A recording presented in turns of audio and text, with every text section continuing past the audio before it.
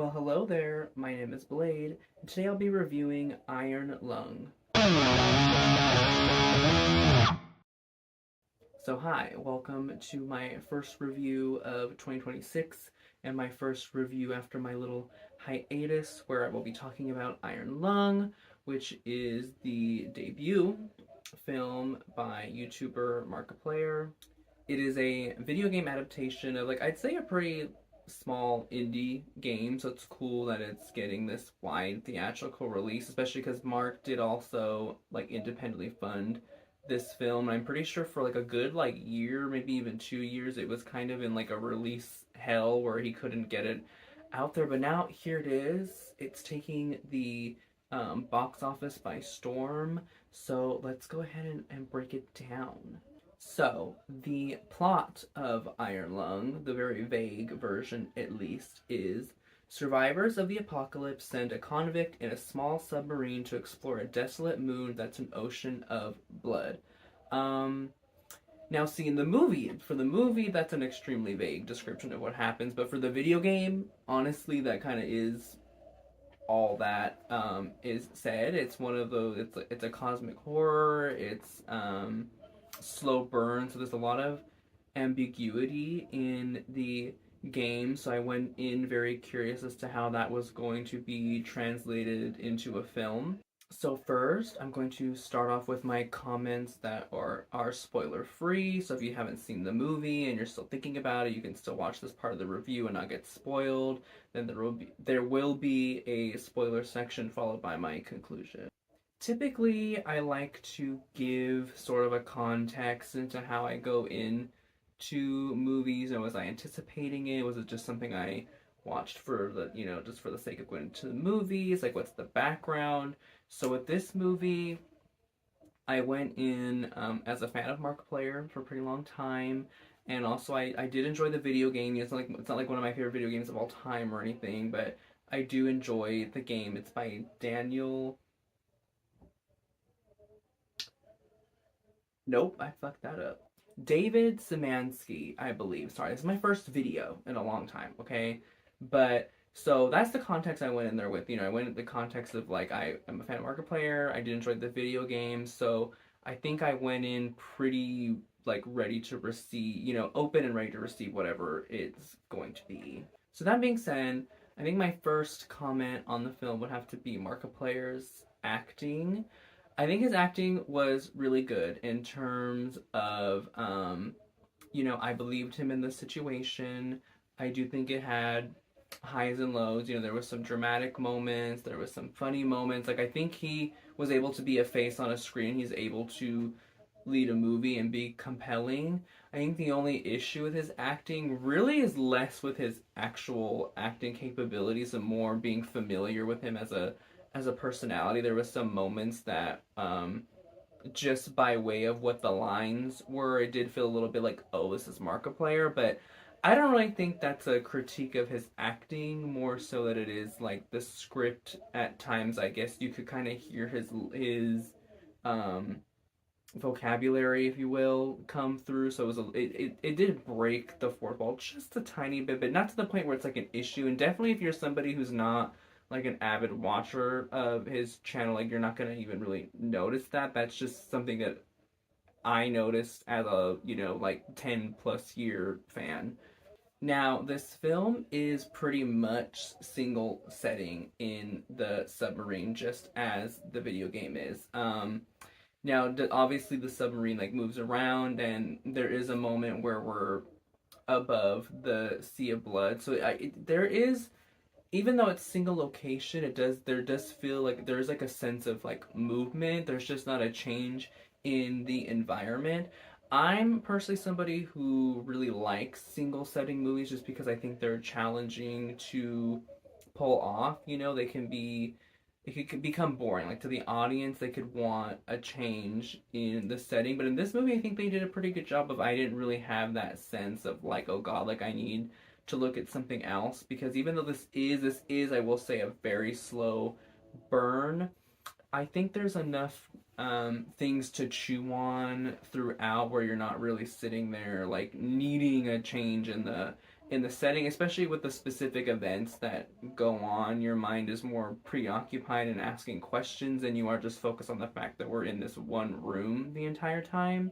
I also think Mark did a pretty solid job with the direction. I'll be honest, it's not like, like Spielberg or something level, but it's more than competent. I wouldn't even say it's just like plain competent. It's more than competent. I think he had a couple of interesting shots, nothing like groundbreaking, but I guess I mean interesting by this film could have been done a different way where it was just generic, like it was just like plain shots, but I'm glad there was a couple different moments and things with the camera and angles and far, like really really sorry, not far, really close zoom ins that were interesting. So it was visually interesting to look at, and me as a small filmmaker myself and as somebody who obviously consumes a lot of film, I liked seeing what his direction was, like what his artistic eye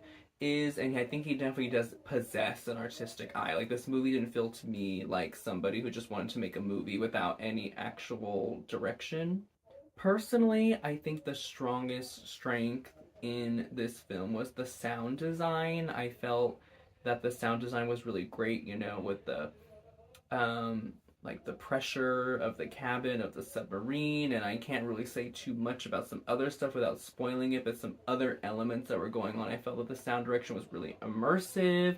It was very believable, and it really added to the tension and the atmosphere that they were building. Now, normally this is not something I would bring up in reviews, but I feel like for this type of film, I kind of have to, which is like, how do I feel this works as a game adaptation? I think it works pretty well in the sense that the game is pretty bare bones. And that's not a diss at the game. I really like the video game. It's just one of those video games where information is like slowly trickled to you, and you're kind of left with questions, and there's ambiguity for you to kind of come up with your own conclusions. So that being said, it's not necessarily the easiest thing to adapt because there's a lot of holes. A movie works very different than a video game. A video game can kind of get away with a lot of that the way a movie can't necessarily. So I think they did a good job of like filling in those gaps and bringing, you know, like if the game is a skeleton, they were able to add in all the flesh and muscle. I will say though, I think because of the kind of ambiguous cosmic horror element to it, there were times I did start to feel the runtime just a little bit. This movie is 2 hours 7 minutes. I honestly think it could have been cut down to like an hour 40, maybe an hour 50. I think I never got bored per se, but there was like a small section in the middle where I was feeling the runtime a little bit, especially because of that ambiguous nature. I think it either needs to be skipped over or just the slightest bit added more to the plot, just so the audience maybe in those times had something to really grip onto, if that makes sense.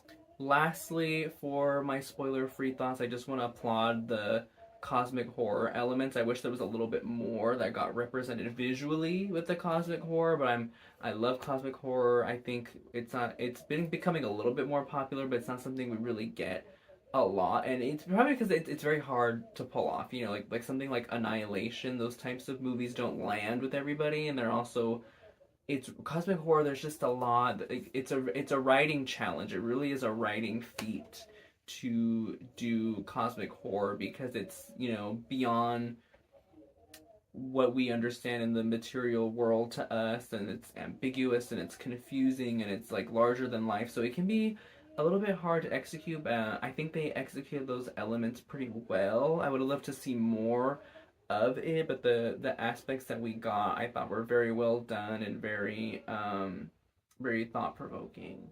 So that is all I have to say, spoiler free. So turn away now if you would not like to get spoiled, and skip on over to the concluding thoughts because I am gonna start dipping into spoiler territory.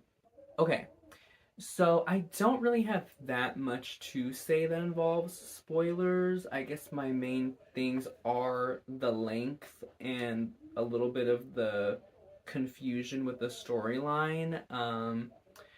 I just think that part in the middle where he's like, I can't even really explain what was happening because I think that that's the problem. There wasn't a lot happening. There's just this section in the middle where he's kind of just like going around the ship and I don't know, like figuring things out and whatever. And I just feel like that either could have been a quicker montage or just kind of omitted because I did start to feel the runtime. And then also, with all this runtime, I found parts of it confusing, which I just find funny because with that amount of runtime, you think more things would be explained. Now I understand that this is a cosmic horror and there's kind of some ambiguous, I keep on using that word, but some mysterious, we'll say, elements. So they're not meant to be completely fully understood. I understand that, but there were times where I was very confused. Where I don't think I necessarily needed an answer, but there was just times where I wasn't really 100% sure what was happening. Like with the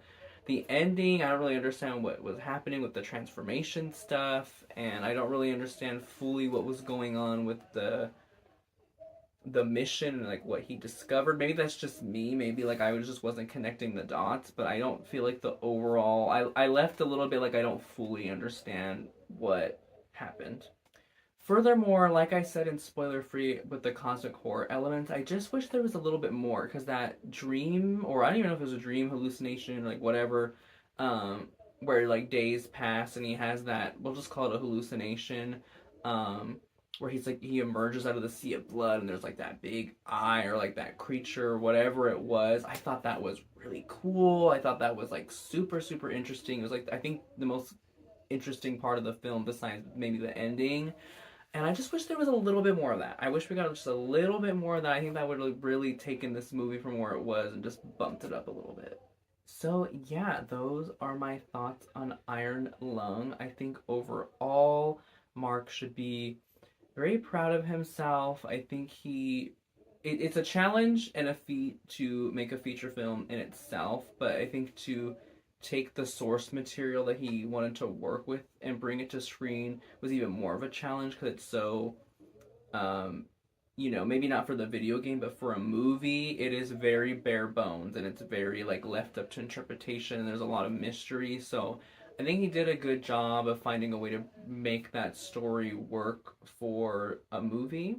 I think if you're a fan of Markiplier, you will enjoy it. It may not be like your most favorite movie ever, but I think you will enjoy it. And I think especially if you're somebody who's into like cosmic horror, and also I didn't comment on this earlier in the video, but like Lovecraftian, like Eldritch horror, you will definitely, definitely love this. So yeah, overall, those are my thoughts on Iron Lung. I think it was a very good feature debut from Mark. But that's all I really have to say on this one. So I will see you in the next one.